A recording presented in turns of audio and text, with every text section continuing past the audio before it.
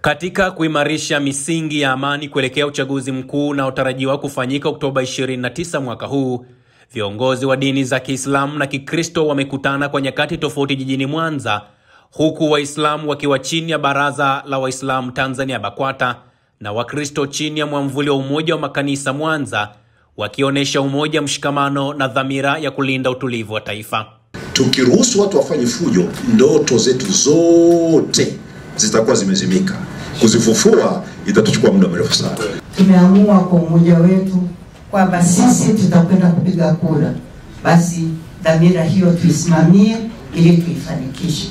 Jambo hilo ndio litakalofanya wale wengine ambao wameendelea kwa siri kwa mahala ambapo hatupajui, hawataki kupiga kura na wanajaribu kushawishi pamoja na kuonya na kutisha, washindwe. Tusimame katika ile hali ya ushawishi, kuwaomba watu wetu au kuwashawishi kwamba watoke wakapige kura, na baada ya kupiga kura warudi nyumbani.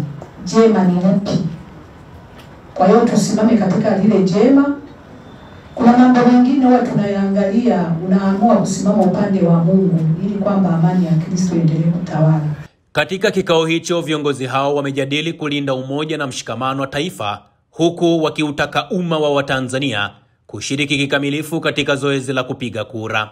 Tutoke tusikilize, tutoke tukapige kura, na ni haki yetu ya kimsingi, na sisi kama viongozi na tunahimiza sana hili kwamba tulifanye katika taifa letu ili taifa letu liwe salama. Sisi tumeelekeza waumini wetu wakae na familia zao. Tarehe 29 ni siku ya kwenda kupiga kura. Kila mtu akae na familia, kikao cha familia kikae. Tumeelekeza hivyo, wala sio siri. Tuwaagize watu wetu wajitokeze kwa wingi siku ya kwenda kupiga kura. Nimesharudia, wasikilize maagizo na maelekezo ya polisi. Tukishapiga kura tunawaeleza warudi nyumbani. Katika vyumba vya kuhesabu kura kuna mawakala wa kila chama. Majadiliano hayo yalihudhuriwa na Waziri Mstaafu wa Maliasili na Utalii Mheshimiwa Lazaro Nyalandu pamoja na Mkuu wa Mkoa wa Mwanza Bwana Saidi Mtanda, ambao kwa pamoja wamesisitiza umuhimu wa kudumisha amani kabla, wakati na baada ya uchaguzi. Nchi hii ikiwa salama, kanisa liko salama. Nchi hii ikiwa salama, waumini ambao nawaongoza watakuja na sadaka, watafanya biashara. Tanzania watu wako ni wema sana, lakini wale ambao wanakimbizwa na walowezi, Tanzania unawapokea. Ndio kazi ambayo kanisa linafanya. Wale wasio kwao, wale wenye mashaka, wale waliopigwa na hofu miongoni mwetu na miongoni mwa majirani zetu, Tanzania imekuwa nchi ya kuwapokea. Kuna baraka katika kupokea wageni ambao hawana mahali pa kukimbilia. Taifa hili ni letu sote. Tusiangaliane kwa makabila yetu, tusiangaliane kwa dini zetu, tuangaliane kwa haki, kutenda haki.